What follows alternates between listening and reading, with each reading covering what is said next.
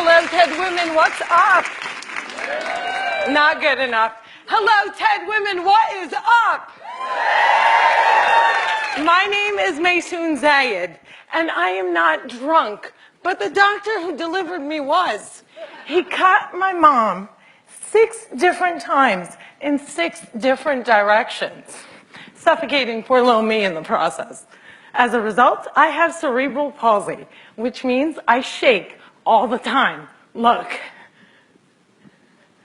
It's exhausting. I'm like Shakira meets Muhammad Ali. CP is not genetic. It's not a birth defect. You can't catch it. No one put a curse on my mother's uterus, and I didn't get it because my parents are first cousins, which they are. It only happens from accidents, like what happened to me on my birthday. Now, I must warn you, I'm not inspirational. And I don't want anyone in this room to feel bad for me, because at some point in your life, you have dreamt of being disabled. Come on a journey with me. It's Christmas Eve. You're at the mall. You're driving around in circles looking for parking. And what do you see? 16 empty handicap spaces. And you're like, God, can't I just be a little disabled?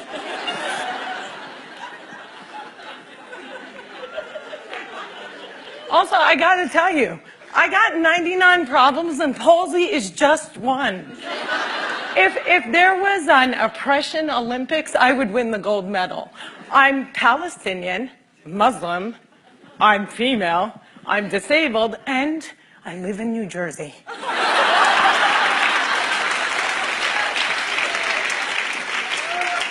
If you don't feel better about yourself, maybe you should. Cliffside Park, New Jersey is my hometown. I have always loved the fact that my hood and my affliction share the same initials. I also love the fact that if I wanted to walk from my house to New York City, I could. A lot of people with CP don't walk. But my parents didn't believe in can't. My father's mantra was, you can do it. Yes, you can. So, if my 3 older sisters were mopping, I was mopping. If my 3 older sisters went to public school, my parents would sue the school system and guarantee that I went too. And if we didn't all get A's, we all got my mother's slipper. My father taught me how I walk when I was 5 years old by placing my heels on his feet and just walking. Another tactic that he used is he would dangle a dollar bill in front of me and have me chase it. My inner stripper was very strong, and by the first day of kindergarten, I was walking like a champ who had been punched one too many times. Growing up, there were only 6 Arabs in my town, and they were all my family. Now there are 20 Arabs in town, and they are still all my family. I don't think anyone even noticed we weren't Italian.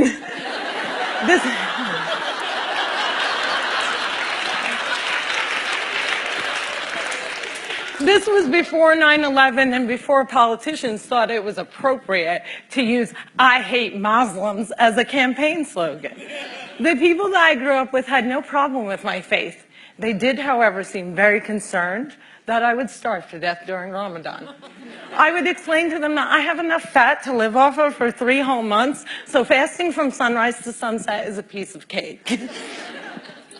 I have tap danced on Broadway. Yeah, on Broadway. It's crazy. My parents couldn't afford physical therapy, so they sent me to dancing school. I learned how to dance in heels, which means I can walk in heels. And I'm from Jersey, and we are really concerned with being chic. So if my friends wore heels, so did I. And when my friends went and spent their summer vacations on the Jersey Shore, I did not. I spent my summers in a war zone because my parents were afraid that if we didn't go back to Palestine every single summer, we'd grow up to be Madonna.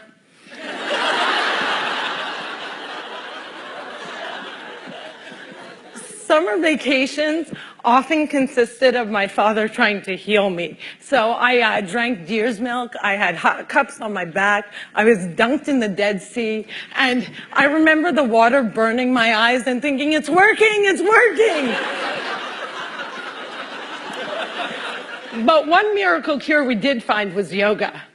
I have to tell you, it's very boring. But before I did yoga, I was a stand-up comedian who can't stand up. And now I can stand on my head.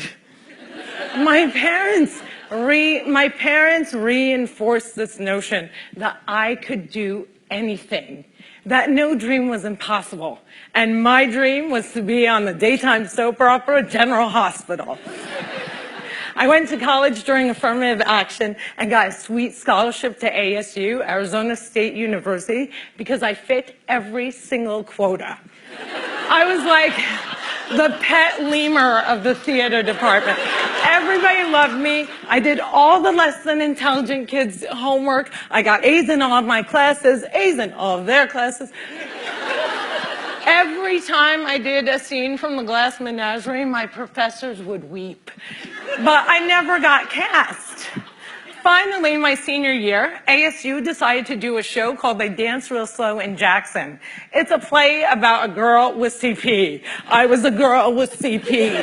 So I start shouting from the rooftops, I'm finally going to get a part. I have cerebral palsy. Free at last. Free at last. Thank God almighty I'm free at last. I didn't get the part. Sherry Brown got the part.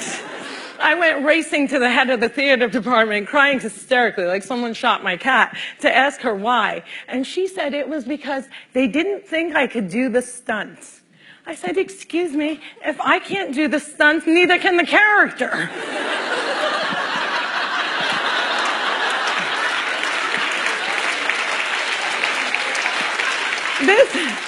This was a part that I was literally born to play, and they gave it to a non-palsy actress. College was imitating life. Hollywood has a sordid history of casting able-bodied actors to play disabled on screen.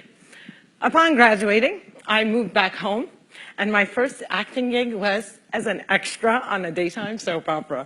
My dream was coming true, and I knew that I would be promoted from diner to wacky best friend in no time. But instead, I remained a glorified piece of furniture that you could only recognize from the back of my head. And it became clear to me that casting directors didn't hire fluffy ethnic disabled actors. They only hired perfect people, but there were exceptions to the rule. I grew up watching Whoopi Goldberg, Roseanne Barr, Ellen, and all these women had one thing in common. They were comedians. So I became a comic.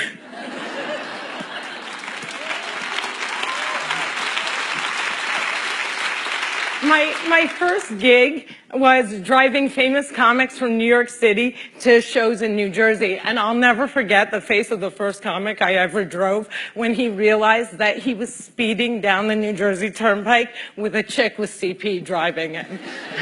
I performed in clubs all over America, and I've also performed in Arabic in the Middle East, uncensored and uncovered. Some people say I'm the first stand-up comic in the Arab world. I never like to claim first, but I do know that they never heard that nasty little rumor that women aren't funny and they find us hysterical. In 2003, my brother from another mother and father, Dean Obidala, and I started the New York Arab American Comedy Festival, now in its 10th year. Our goal was to change the negative image of Arab Americans in media, while also reminding casting directors that South Asian and Arab are not synonymous.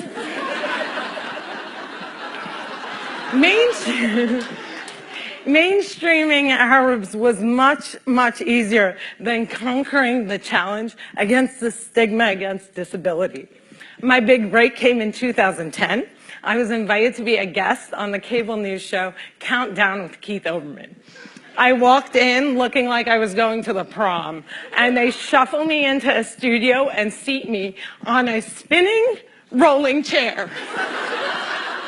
So I looked at the stage manager and I'm like, excuse me, can I have another chair? And she looked at me and she went, 5, 4, 3, 2, and we were live, right? So I had to grip onto the anchor's desk so that I wouldn't roll off the screen during the segment.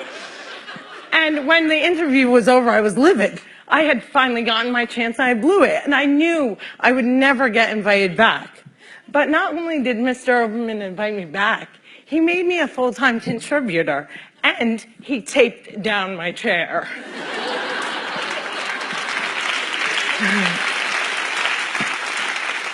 One fun fact I learned while on the air with Keith Olbermann was that humans on the internet are scumbags. People say children are cruel, but I was never made fun of as a child or an adult. Suddenly, my disability on the World Wide Web is fair game. I would look at clips online and see comments like, yo, why is she tweaking? Yo, is she retarded? And my favorite, poor Gumby-mouthed terrorist, what does she suffer from? We should really pray for her. One commenter even suggested that I add my disability to my credits. Screenwriter, comedian, palsy. Disability is as visual as race. If a wheelchair user can't play Beyonce, then Beyonce can't play a wheelchair user. The disabled are the largest... Yeah, clap for them, man. Come on.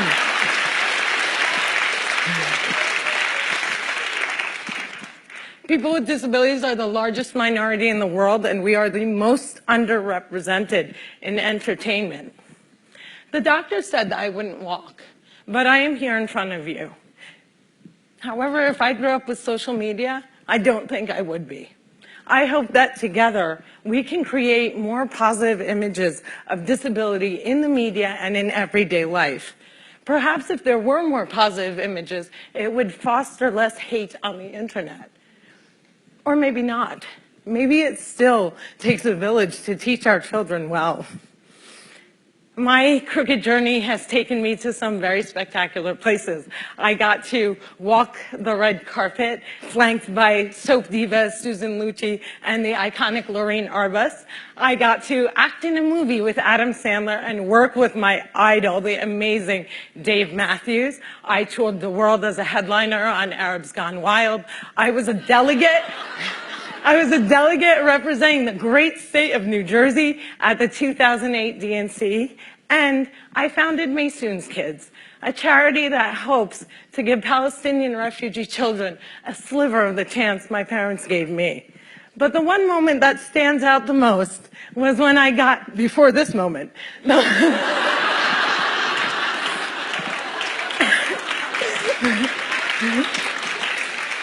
But the one moment that stands out the most was when I got to perform for the man who flies like a butterfly and stings like a bee, has Parkinson's and shakes just like me, Muhammad Ali.